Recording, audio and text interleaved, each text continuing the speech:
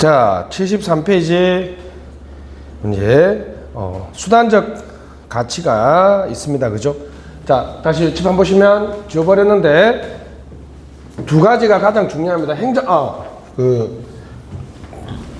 행정 가치로는 20문제 중에 한 문제 나옵니다. 한 문제.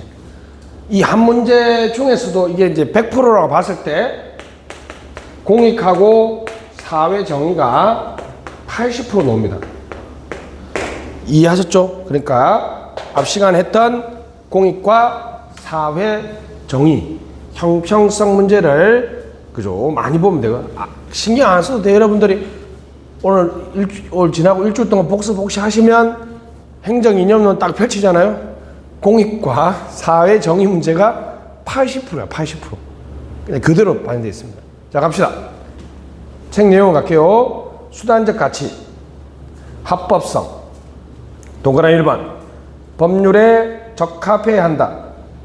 법치행정, 동그라미 2번, 입법국가 시대 때 주용했다. 내용에 가보면 여러분들이 행정법에서 배웠던 법치행정의 3요소가 있죠. 법률의 무슨 창조력? 법규 창조력.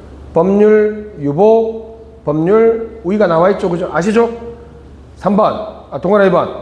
법률 우위는 행정이 법률을 위반하면 안 된다라는 거죠. 법률 유보는 행정권 발동할 때는 법률에 근거가 있어야 한다는 거죠. 자, 여러분 잡읍시다. 안 된다. 있어야 한다. 어디가 적극적이고 어디가 소극적이에요? 안 된다는 게 소극적이고 있어야 한다가 적극적이죠. 법률 유보 동그라미. 소극적 측면 동그라미. 법률 우위가 소극적 측면이죠. 법률 유보는 무슨 측면? 적극적 측면. 근데 이제 좋긴 한데 단점이 뭐예요, 여러분? 너무 법률을 세세하게 지키다 보면 그 법률에 너무 집착하는 현상 맞죠? 우리 법문 용례 레더테일 오버 컨퍼머티 됐죠? 오버 컨퍼머티 자 불러줄게요. OVER CONFIRMMITY 오버 컨퍼머티 오버 컨퍼머티 동조 과잉이라고 그러죠. 그죠? 과잉 동조 또는 동조 과잉이라고 합니다. 한 개의 동그라미 1번 읽어보시죠. 법 절차를 너무 많이 지키면 절차 비용의 과다를 야기할 수 있죠. 그죠? 법 절차를 제가 우리 집 앞에 있는 편의점에서 내가 장난을 치면 안 되는데 장난을 치고 싶었는지 내가 이제 막걸리를 한 병 샀어요. 그래가지고 이렇게 딱 이렇게 하는 게 기분 나쁘더라고. 여러분 나 욕할 수도 있는데 앞에 학생은 신분증을 요구하더라고. 내가 봐도 야 내가 봐도 나이가 좀 들어 보였어. 그래서 내가 탁 하는데 내가 내니까 신분증 요구를 안 하더라고. 내가 왜 저는 신분증 달라고 법 절차를 지키면 절차 비용이 가다주. 내가 농담이야. 그래서 나도 그래도 상대방 마음을 기쁘게 하려면 한 번쯤은 신분증 요구해 줘 그랬더니 애가 뭐 이런 진상을 봤나 이런 눈빛으로 여러분 아직도 그런 말 듣죠? 얼마나 좋은 때야. 나는 안 듣는다고. 그렇죠? 1번 법 절차를 준수를 요구하면 절차 비용의 과다를 야기할 수 있다는 말 이해하셨죠? 넘어갈게요. 효율성입니다. 투입 대비 산출의 비율 밑줄. 투입 대비 산출이죠. 자, 기계정령률은 과학적 관리법. 우드로 윌슨 대차 대조표 맞죠? 단기적이고 금전적이고 대차 대조표만 좋아지는 능률성이죠. 그죠? 우리 했죠? 인간적이에요? 비인간적이에요? 비인간적인 능률성. 자, 사회적 능률, 인간관계론. 디목이라는 학자가 가장 먼저 강조했습니다. 인간적이고 내면적이고 상대적이고 장기적인 능률 구분할 수 있겠죠? 요거는 시험에 가끔 나옵니다. 이렇게 바꿔서 기계적 능률, 과학적 관리법. 사회적 능률, 인간관계론. 다시 기계 능률, 과학적 관리법, 사회 능률, 무슨 관계론? 인간관계론. 넘어갑시다. 효과성입니다. 효과성은 목표 달성 정도 밑줄. 행정이 여러분 목표를 달성했단 말은 행정의 목적이 사회 문제를 해결하는 거잖아요. 그죠? 옆에 보시면 사회 문제가 해결된 정도를 말합니다. 행정의 골, 목표는 투입일 수도 있고 과정일 수도 있고 산출일 수도 있고 아웃컴, 성과일 수도 있고 임팩트도 있는데 보통은 밑에 퍼포먼스, 리절트, 아웃컴 별표, 발전 행정 별표. 능률성은 투입 대비 산출, 내적 개념이면 효과성은 사회 목표 달성 정도니까 사회적 목표니까 좀 대외적 측면을 강조하는 거죠. 그죠? 대외적 측면을 강조합니다. 자, 적합성은 목표의 우선순위 밑줄, 사회적 우선순위. 이건 목표의 개념이고요. 적절성은 달성 수준 동그라미, 수단의 개념입니다. 자, 요거는 잠깐 설명이 필요한데 밑에 그거 내용을 보면서 한번 설명해 볼게요. 요거는 가끔 시험에 나옵니다. 가끔 시험에 나오는데 밑에 한번 예를 보시면 직업 교육이 있습니다. 자, 어떤 조직이 있어요. 그죠? 이제 들어오는 거는 투입이죠. 그죠? 보시면 강사 50명, 예산 10억 원 직업 교육에 투입한 거죠. 그죠? 그 만약에 이제 이렇게 보시면 300시간을 교육시켜야 되죠. 그래서 밑에 보면 200명이 수료했고 그 중에 몇 명이 50명이 취업을 했고 그죠? 그러면 이제 그 지역의 경제가 좋아지거나 국가 경쟁력이 올라갔겠죠. 그죠? 자, 봅시다. 자, 밑에 보시면 여기 예를 들면 뭐 똑같이 뭐 이렇게 해서 사건을 100건을 해가지고 범인을 30명 잡아서 국민들의 치안의 만족도가 올라가면 경제가 좋아지겠죠. 그죠? 두 번째 거죠. 도로도 똑같이 이만큼에 해서 약 2년 동안의 공사를 해서 몇 킬로? 도로는 뭐 10킬로. 그리고 과거에는 속도가 1시간에 10이었는데 속도가 1시간에 20으로 올라갔다. 그럼 또 뭐가 좋아졌다? 경제 활성화가 됐다. 이렇게 할 수 있죠. 자, 행정의 여러분 자 짚어보세요. 중요합니다. 행정의 성과라는 거는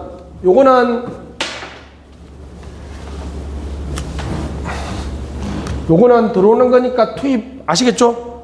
요거는 넣는 거니까 아웃풋입니다. 산출이고. 자, 보세요.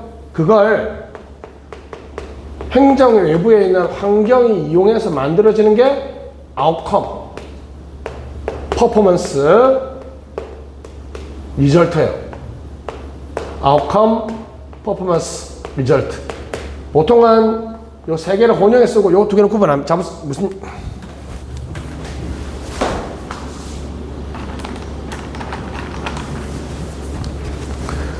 자, 무슨 얘기냐면 자, 이 200명의 수료생들을 기업들이 이용해야지 뭐가 나와요? 취업자가 나오죠. 이 범인 검거 30명 한 걸 주민들이나 국민들이 느껴야지 뭐가 나와요? 만족도가 나오죠. 요 도로 건설 10km 된 걸 차 이용자들이 이용해야지 속도가 나오죠. 이거 200명이 수료됐다. 범인 30명 잡았다. 도로 10km 건설했다는 거는 그 자체가 바로 산출일 뿐이죠. 그걸 국민들이 이용해야지 뭐가 나온다? 아웃컴, 퍼포먼스, 리절트가 나옵니다. 근데 이게 이제 완벽하지 않고 또는 치안의 만족도가 범인 검거 때문이 아니라 코로나 때문에 사람들이 밖으로 안 돌아다니니까 요즘 세상이 참 깨끗하다 이렇게 생각하면 요거 때문이 아닐 수도 있잖아요. 코로나 때문에 여러분들이 차가 밖으로 안 나오면 속도는 당연히 올라갈 수밖에 없겠죠. 그래서 원래 이게 행정의 목표인데 측정하기가 어려워요. 요거는 임팩트입니다. 임팩트. 영향이라고 하는데 요거는 더 측정하기가 힘들겠죠. 그죠? 그래서 요거 행정의 목표는 보통 잡으세요. 요거 아니면 요건데 outcome, performance, result로 해야 되는데 측정하기가 어려워요. 그래서 이제 보통 뭘로 마요? output으로 많이 한다는 거예요. 요 두 개 구분하는 게 시험에 잘 나옵니다. 요거는 이제 과정지표라고 그래요. 과정지표. 자, 예를 들면, 자, 여러분. 50명 10억을 투자해서 200시간 교육하고 있다. 산출은 안 나왔는데 투입은 끝났잖아요. 지금 뭐 했어요?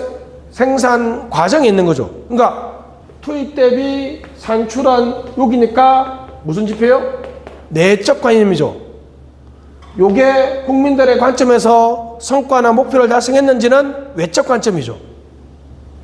능률성은 내적 관점, 효과성은 외적 관점이죠. 자, 이렇게 한번 봅시다, 여러분. 준비됐죠? 갑니다. 지금 경제, 물가, 실업, 북한, 북핵, 내란 청산, 전주올림픽, 뭐 중요하지 않다는 거 아닙니다. 직지 환수. 직지는 우리나라에 없죠. 프랑스에 있잖아요. 그죠? 루브르 박물관에. 자, 이런 것들이 지금 우리 사회적으로 다 중요한 행정해야 될 일이죠. 여론조사를 해봤더니 우리나라에서 자, 사회적 우선 순위가 내란 청산이 1등이고 실업 2등이고 3등이고 여러분 이게 중요해요? 중요하지 않아요? 한 50등이라 할게요. 그럼 잡으세요.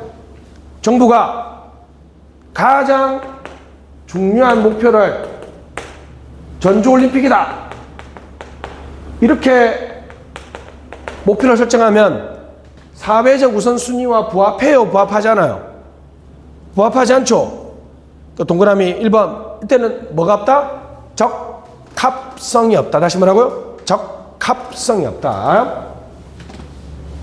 자, 예를 들면 이렇게 할게요. 그러면 내란 청산이 끝나고 조사를 해봤더니 실업이 문제가 1등이고 북핵 문제 이렇게 쭉 있다는 거죠. 자, 근데 이번엔 정신 차려서 실업 해결. 사회적으로 가장 시급한 목표를 설정했으니까 무슨 성이 있어요? 적합성 있죠. 근데 잡으세요. 또 중요가 있어요. 실업 문제 해결을 했는데 실업률을 말도 안 되지만 0으로 할 수도 있고 지금 실업률이 5%로 할게요.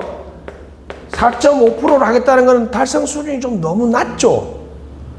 실업률을 2나 1로 하려고 하는 거는 이게 너무 높잖아요. 사실 그죠. 한 3%가 적절하고 충분하죠. 막말로 열어보자. 실업률을 2%, 자, 실업률은 5%인데 4.5%, 0.5 낮추는 거는 쉽잖아요. 그죠? 그러면 A라는 정책만 하면 되겠죠. 그럼 3%를 하려면 A와 B를 해야 되겠고, 이건 더 하려면 A와 B와 C를 해야 되겠죠. 그러니까 달성 수준은 수단 선택의 문제죠. 자, 실업률 2%라고 했을 때 앞에 실업은 사회적 우선순위와 부합 정도니까 적합성의 문제죠. 2%, 3%는 달성 수준이니까 무슨 성의 문제예요? 적절성, 충분성의 문제입니다. 요거는 목표 자체의 문제고 요거는 수단 선택의 문제죠. 왜냐하면 달성 수준이 높아질수록 수단이 많아져야 되겠죠. 그래서 적합성과 적절성에 대한 얘기도 했고요. 직업교육, 경찰, 도로 뭐 얘기했습니다. 여러분들 보시면 되겠고 넘어갑시다. 민주성, 대외 동그라미, 국민과의 관계. 자, 동그라미 1번. 책임, 행정 통제, 책임성, 반응성, 대응성, 공개 행정, 구제제도, 대표성, 윤리 확립. 8번이 가장 중요하죠, 그죠? 행정이 민주적이라면 국민들에게 보다 많이 참여하는 거죠, 그죠? 참여하고, 공개하고, 국민의 요구에 대응하고, 응답하고, 반응하고, 부응하는 거죠. 이건 시험에 잘 안 나오니까 느낌이 간증됩니다. 대내 민주성, 상관과 부하, 관리의 민주화. 다시 뭐라고? 관리의 민주화. 수평적, 분권적, 참여적 관리와 이론, 제한제도, 공무원들의 참여, 교육훈련, 하위 상달이죠. 하위 상달. 맞죠? 상향적 의사전달이죠. 상향적 의사전달. 민주적 리더십. 여기까지만 봅시다. 5번. 합리성. 자, 이 행정 행태론 할 때 여기 와서 했는지 모르겠는데, 자, 갑시다. 허버트 사이몬이 등장하고 나서는, 자, ABC, 자, 여러분 잡으세요. ABC의 수단이 있는데, 도구가 있는데, 목표를 달성하는데, B가 아주 좋아요. A와 C는 안 좋아. 자, 그러면 B는 목표 달성에 좋은 수단이고, 도구고, 내용이고, 기능이고, 형식이라는 말이죠. 수단 합리, 도구 합리, 내용 합리, 기능 합리, 형식 합리. 다시 뭐라고요? 목표와 수단 사이에서 어떤 행동이 목표 달성에 순기능을 했으면, 좋은 도구였으면, 좋은 수단이었으면, 좋은 내용이었으면, 좋은 형식이었으면 합리적이라고 보는 게 있는데, 근데 이게 여러분, 이 답이라는 사람이 잘 모르겠다, 그냥 주사위를 딱 던졌는데 그냥 B를 선택했어요.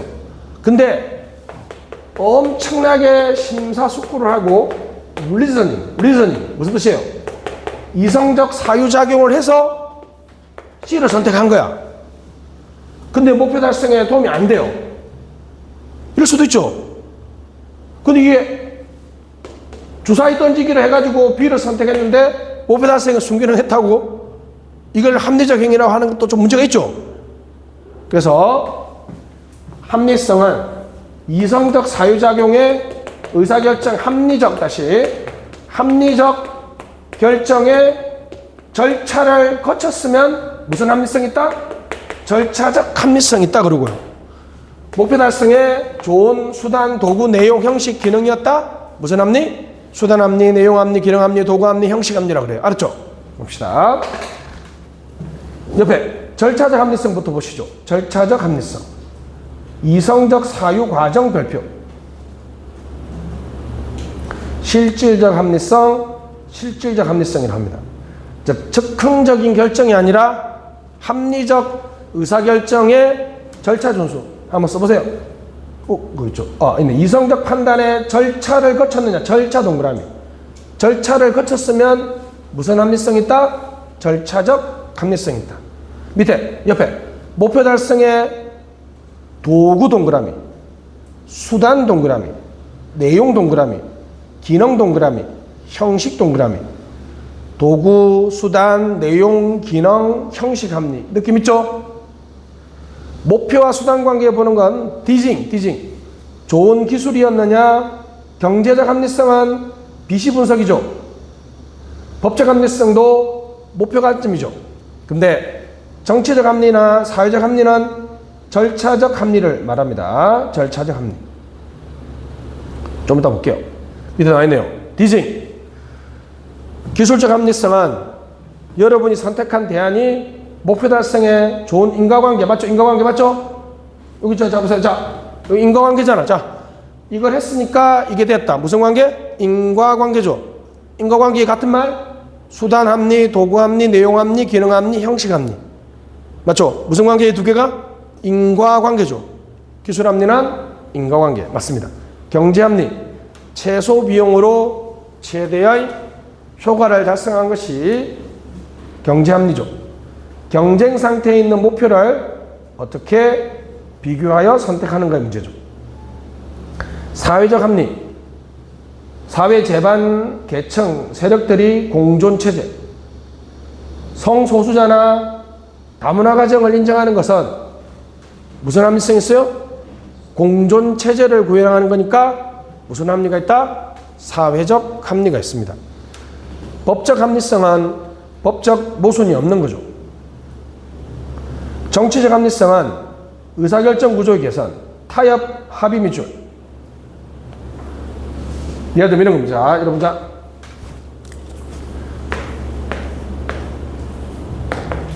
저는 한 17, 16까지 낮춰야 되는 생각이거든요. 여러분, 자. 만 20세가 돼서 투표권 주는 거는 좋은데 요즘에 여러분 지금 만 19세가 되졌죠? 이제 고3도 투표권 행사할 수 있습니다. 그죠? 여러분 살아왔지만 18 정도면 세상 물정 다 알잖아.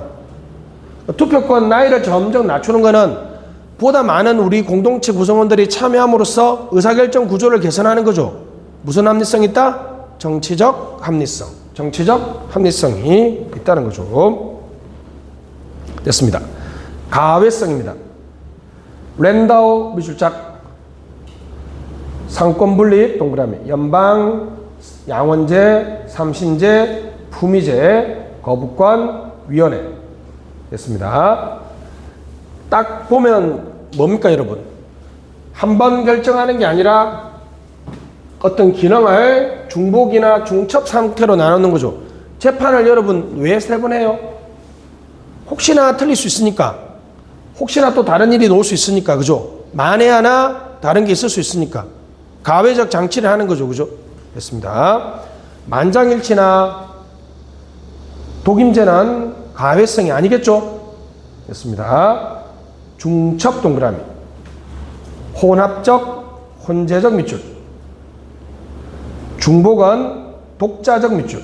요 두 개를 좀 구분해야 돼요. 칠판에 여기다 있습니다. 이렇게. 요거는 중첩돼 있죠. 겹쳐 있으니까. 요거는 독자적이죠. 두 개가 겹쳐. 그러니까 예를 들면 112하고 119를 생각합시다. 119는 치안이 본래적 목적인데 가끔 구조 활동도 하죠. 119는 구조가 본래적 목적인데 구조하러 갔는데 도둑놈이 있으면 잡겠죠. 둘이가 겹쳐 있죠. 그럼 자, 어떤 지방자치단체 여러분 100명인데 자 보세요 여러분. 치안 출동으로 100명이 다 가버렸어요. 근데 또 다른 데 신고가 들어왔어요. 그러면 누가? 119가 치안 활동을 대신할 수 있는 거죠. 약간의 중복이나 중첩을 해가지고 불확실성에 대응할 수 있잖아요. 그죠? 행정 실패를 예방할 수 있죠. 아, 그러면 행정 믿을만하다 이렇게 하겠죠. 자, 북한에 대한 정보 수집. 여러분 정보 수집이 정보가 많으면 많을수록 의사결정이 잘 되겠죠. 여러분들이 어떤 물건을 살 때 어떤 결정은 여러분이 뭘 살지에 대한 선호는 고정되어 있죠. 안 바뀌죠. 그 다음에 뭐가 많으면 결정의 품질이 좋아져요? 정보가 많으면 결정의 품질이 좋아지죠. 여러분들 물건에 정보가 많으면 다이소 가서 좋은 물건 살 거 아니에요. 그죠? 그러니까 북한에 대한 정보는 외교부가 수집하기도 하고 국정원이 수집하기도 하죠. 통일부가 하기도 하죠. 국방부가 정보를 수집하기도 하죠. 근데 정보 기능은 어떻게? 독자적으로. 왜냐하면 그럼 이게 10억씩이니까 야 40억 낭비 아니야 그러면서 두 개로 확 통폐합하라 그러면 비용 전략에는 좋지만 정보가 풍부하지 않죠. 다양한 관점에서 정보가 수집돼야지 결정의 합리성이 제고되겠죠. 여기는 좀 평화 세력이, 여기는 외교 세력이, 요 두 개는 이제 약간 강경파들의 입장도 반영되고 온건파 입장도 반영되는 거는 다양한 사회이익이 반영되기 때문에 공존체제를 구축할 수 있다는 거죠. 됐습니다. 보시죠. 등전이 현상, 동등 잠재력. 대통령 고리 시 국무총리가 권한 대행하는 거죠. 다 브레이크가 고장나면 보조 브레이크가 대신하는 거 아시겠죠? 여기 있죠? 112가 어떤 경우든지 기능을 수행하지 못할 때 누가? 119가 그 기능을 대신하는 거. 무슨 잠재력? 동등 잠재력. 등전이 현상. 장점 1번 위줄작 신뢰 실패 예방.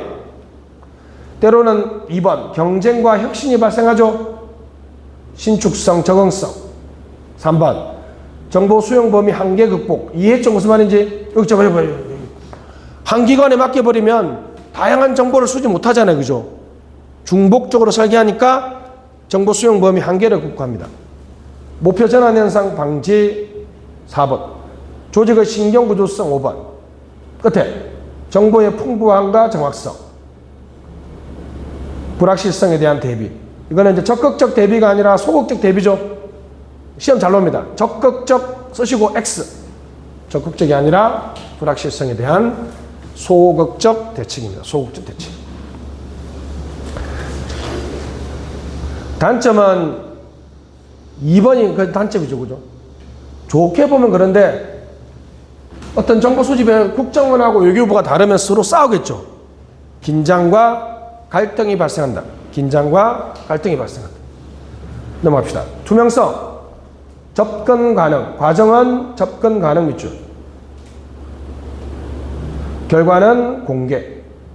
과정은 뭐하고? 접근 가능하고 결과는 공개된 상태. 다시 과정은 접근 가능하고 결과는 공개된 상태입니다. 자, 청렴성 이해충돌 회피의 전제 조건 발표. 요때 2번의 투명성을 동그라미로 묶어가지고요. 조금 빼내가지고 재산 등록, 재산 공개라고 해보세요. 재산 등록과 재산 공개를 하면 투명해지죠. 그러면 이해충돌 회피나 청렴성의 전제 조건이죠. 그죠? 즉 재산 등록이나 재산 공개를 투명하게 해야지 청렴하다고 얘기할 수 있죠. 그죠? 이런 거잖아요, 여러분. 나 청렴해라면데 재산 공개 안 해. 그럼 그거 어떻게 믿어요, 그죠? 됐습니다.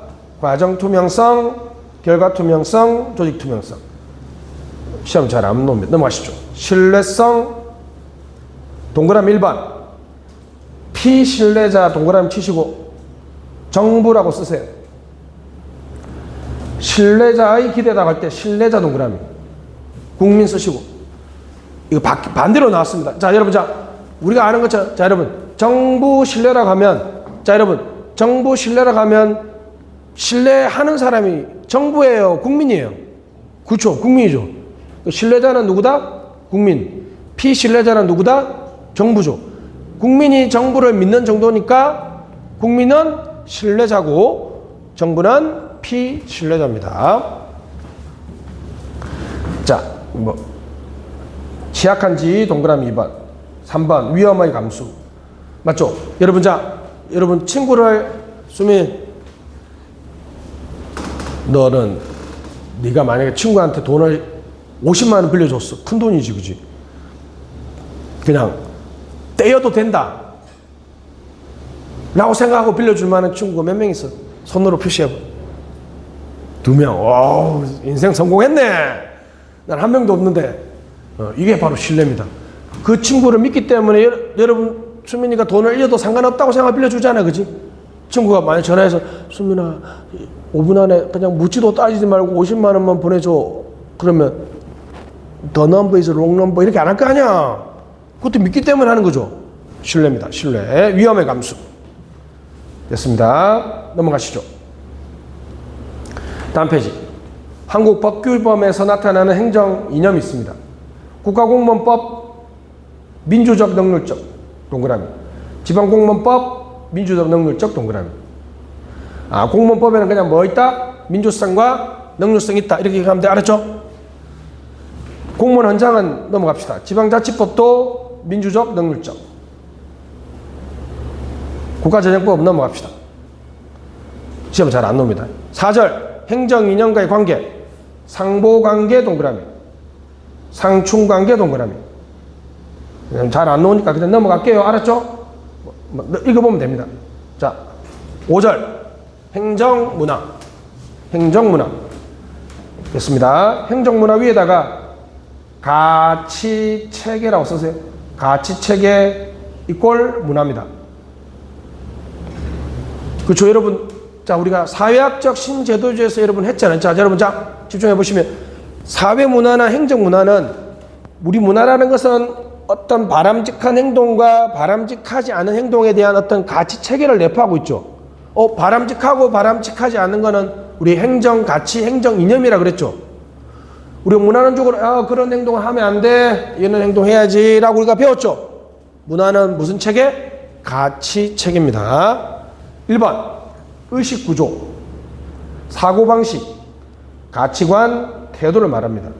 순기능, 일체감 형성 밑줄, 판단의 기준, 일탈에 대한 비공식적 제재. 맞죠? 눈치 한번 쓱 주면 사람들이 행동을 바꾸죠. 근데 행정문화 역기능은 너무 문화적인 제재로 하면 창의성이나 혁신이 시작될 수 있죠. 부정적 분위기. 우리가 상명하복이나 우리나라에서는 여러분 권위주의 문화가 팽배하면 사실 좀 제한하고 싶어도 그냥 묻고 넘어가죠. 그죠? 그런 것들이 문화의 나쁜 점입니다. 개도국의 문화, 선진국의 문화 시험에 안 나오니까 넘어가고. 2번 프로슈머. 시험에 한 번 나왔는데요. 위에다가 생산자 더하기 소비자라고 쓰세요. 생산자 더하기 소비자. 그래서 우리가 한글로 바꾸면 생산적 소비자입니다. 관료주의 문화에 좋아하지 못하고 있습니다. 무슨 말인지 아시겠죠, 여러분? 자, 여러분, 자, 이게 뭐냐면 여러분, 정보사회가 고도화되면 요즘에는 여러분 옛날과 다르게 정부가 쇼츠 만들고 이렇게 하면 우리나라 국민들은 그거 소비하면서도 우리가 또 쇼츠 만들어서 올리죠. 자, 내가 그 유튜브를 소비하면서도 내가 만들어요. 내가 소비자면서 공급자죠. 소비자면서 공급자야. 프로덕트와 컨슈머, 프로덕트와 컨슈머의 결합은 프로슈머. 그러면 옛날에는 우리나라 옛날에 행정은 정부가 일방적으로 제공했잖아요. 그죠?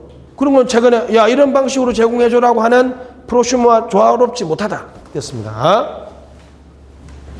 2번 개인주의와 공동체 가치관이 충돌하고 있습니다. 3번 시민들의 가치관 태도 다양화에도 불구하고 여전히 기관들 아직도 자기들끼리 행정문화를 좀 고수하고 있죠. 그죠? 경제성장 국가안보라는 뚜렷한 가치관. 다문화주의하고 문화상대주의는 다릅니다. 문화상대주의는 복수의 문화를 인정 밑줄, 하나의 문화로 통합, 용광로라고 써보세요. 용광로. 멜팅팟이죠. 멜팅팟.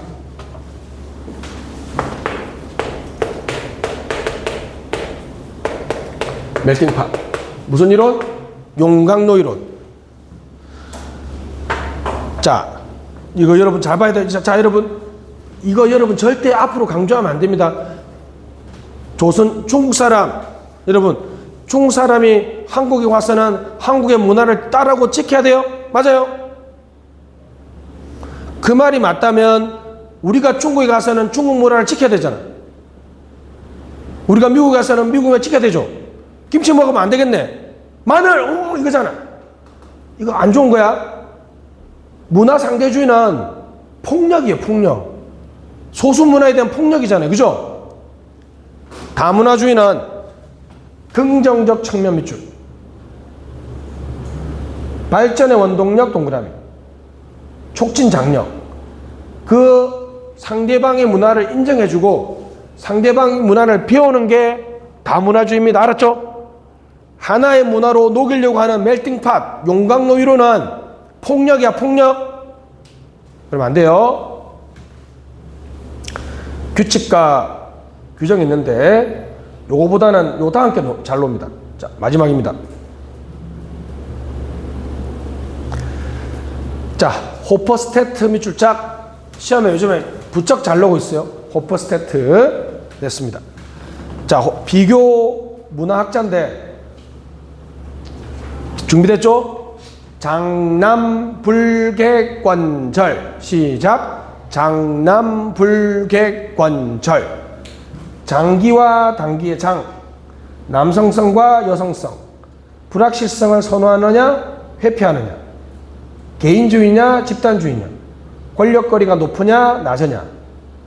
2010년에는 쾌락을 추구하느냐 절제를 추구하느냐.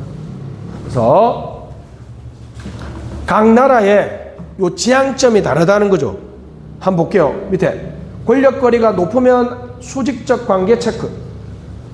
여러분도 우리 상명하복이나 지시를 선호하죠. 권력거리가 낮으면 무슨 관계? 수평적 관계. 토론을 통해서 합니다. 개인주의, 집단주의는 안 해도 되죠. 불확실성을 회피한다. 불확실성 회피하면 공식성이나 규율이나 안정성을 선호하죠. 불확실성을 선호하면 성취주의나 도전주의죠. 이거 여러분 우리나라 공무원 인기가 많은 이유가 뭐예요? 우리나라 국민들이 불확실성을 선호해요, 회피해요? 회피하려고 하는 거지. 딱 나오잖아, 그지? 남성성, 여성성, 야망, 권력지향, 경쟁지향은 남성성이 높은 문화, 여성성은 애정, 삶의 질, 정숙, 순종을 강조하면 여성성. 장기는 근검 전략, 저축, 장유 유서, 유교종. 단기는 우주남, 안전, 체면 유지, 전통 중시. 우리는 당연히 장기 중시죠. 그래서 이 두 가지 밑에 보시죠. 권력거리가 딱 봐도 우리는 피라미드 별표. 한국 쓰시고.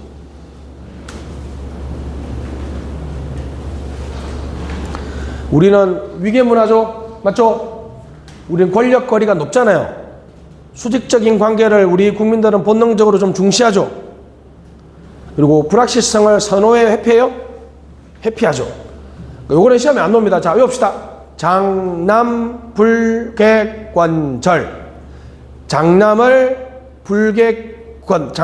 불개할 수 있는 권리. 장남불개권까지만 시험에 나와요. 왜냐하면 절제와 쾌락은 요즘에 안 나왔거든 아직. 그 밑에 트롬페나르 밑줄. 시험 문제는 요 6번에서 나옵니다. 이렇게도 다음 중 호퍼스테트의 문화 차원이 아닌 것은, 다음 중 트롬페나르의 문화 차원이 아닌 것은, 이렇게 나오니까 우리는 호퍼스테트만 깔끔하게 외우면 트롬페나르는 구분해낼 수 있죠. 트롬페나르 내용 1번 보편주의냐 특수주의냐. 이거 제가 외웠는지 아세요? 여러분이 특수주의, 상황주의 엄청 잘 만든다는 여러분의 신조어가 있잖아. 내가 하면 로맨스, 남이 하면 불륜이야. 뭐라 그래? 네로람불은 무슨 주의예요? 상황주의죠. 그때 달라요. 상황주의. 우리나라 상황주의가 엄청나게 높죠. 개인주의 너무 쉽죠. 부분이냐 전체냐 이런 거. 자, 여러분이 나를 평가할 때, 정경호 선생님은 경상남도 출신이라서 이렇게 하는 건 나를 내 관점이 아니라 경상도 남자라는 전체 관점에서 나를 평가하죠. 전체성. 그 사람 개인의 관점을 한다. 뭐? 부분성. 자, 감정 자제, 감정 긍정. 우리나라에서는 어떻습니까? 우리나라에서는 개인의 감정을 표현하면 되게 하수로 취급하죠. 성취. 이것도 여러분 우리나라에서 성공했으면 노력으로 성공했다고 생각해요? 백으로 성공했다고 생각해요? 아직도 우리나라에서는 좀 그죠? 학연, 해련, 지연과 같은 백이 중요하다면 참 없었지만 우리는 기속 요인이 중요하다고 보는 거죠. 그죠? 근데 여전히 성취, 우리나라 아직 말도 안 돼요. 여러분 맨날 노는 게 뭔지 아세요, 여러분? 미국 부자 1등부터 10등은 거의 대부분 성취형 부자예요. 마이크로소프트 빌 게이츠 회장도 부자지만 자기가 직접 성취했죠. 베제스, 아마존 창업자인 베제스, 세르게이 브린, 구글 참여자, 또 누구야, 조커버거, 전부 다 무슨 부자예요? 노력형 부자죠. 우리나라에서 솔직히 이재용 부회장, 정용진 사장님 아버지 어머니가 그 사람 아니면 그 자리에 올라갈 수 있다고 여러분들 믿어요? 우리나라 부자, 특히나 남자 부자 중에 1등부터 10등 중에 한 명인가 두 명밖에 없어요. 성취형 부자. 그 NC의 김택진 씨 이런 사람들. 이 김범수 씨나 이찬진 씨 같이 네이버 창업자들은 약간 노력형 부자죠. 여자 부순위에서는 노력형 부자가 거의 한 명도 없어요. 여러분 잘 그러니까 김연아 선수를 뭐 좀 높여보는 거 나는 솔직히 김연아 안 이쁘잖아. 왜 이쁜 척해? 이쁜 얼굴은 아니잖아. 이거 치아 교정하기 전에 한번 봐봐. 얼마나 못생겼는데. 우리나라 김연아 선수의 뭘 좀 존중해요? 뭐 깔끔한 이미지나 사생활 관리도 중요하지만 전형적인 자기 노력. 손흥민 선수나 이런 우리나라가 그런 사람들을 좀 더 우대하는 이유가 우리나라는 단 정치 경제적으로는 다 어떻게 해요? 다 이렇게 기속 요인에 의해서 성공을 많이 하거든요. 그러니까 이제 여러분들이 수저 논쟁이 여러분들이 본능적으로 탄생하는 이유가 그런 건데 그럼 조금 그런 게 아니잖아요. 그죠? 됐습니다. 선형 시간, 원형 시간. 내부 기인은 내적 요인이요. 그죠? 외부 기인은 외적 요인이에요. 그러니까 여러분들이 이거 만약에 여러분 이런 말 하면 안 되지만 내년에 여러분 시험에 떨어졌어요. 내가 더 열심히 안 했구나. 무슨 요인? 내적 기인. 날씨가 너무 덥고 엄마가 좀 지원 안 해줘서 선생님이 별로였어. 무슨 기인이에요? 외부 기인이죠. 그러니까 여러분들이 외부 기인을 탓하는 친구들하고 만나면 안 됩니다. 가끔 여러분도 알게 되겠습니다. 근데 옆에 호프세트 장기 동그라미 남성성 남 불확실성 불 개인주의의 개 권력거리의 권 장남불개권 맞죠? 장남불개권 이렇게 해서 요것만 확실히 외우면 트럼페나라는 구분할 수 있겠죠? 자 여기까지 1편 강의 마치도록 하겠습니다. 수고하셨습니다.